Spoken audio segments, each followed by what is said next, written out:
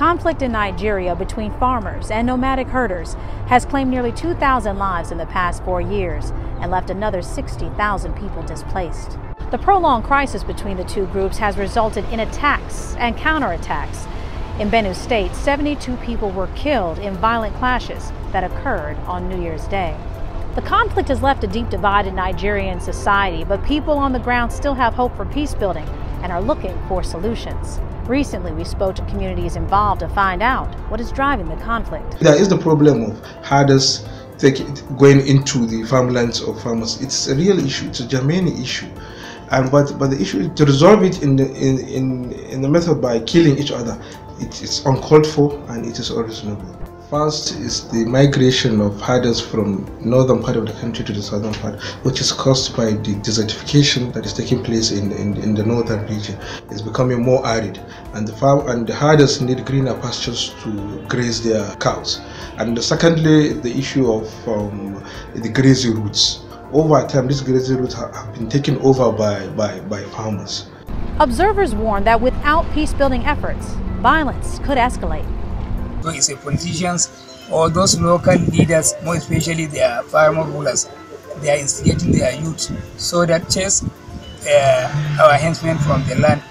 So what could help to resolve the conflict? A recent report from the International Crisis Group suggests 5 steps to address the problems. First, they suggest improved security for both herders and farmers.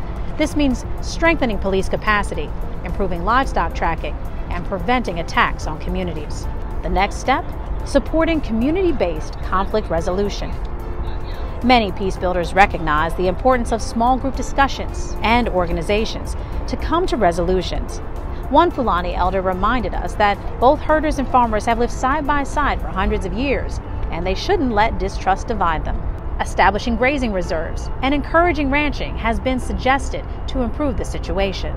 There is the need for establishment of ranges, which with the present current development, government are trying to introduce the colony, which will bring the Fulani herdsmen together in a single location.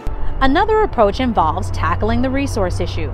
Many of Nigeria's northern states face the prospect of becoming desert regions, which would drive more pastoralists south and risk further conflict. And finally, strengthening regional cooperation. The UN predicts that over 50 million people will have to leave their homes by the year 2020 because their land is turning to desert. Peace builders know that if there's going to be peace in the future, conflict resolution is going to be a regional matter. Reporting for Peace News Network, I'm Sophia Songhai.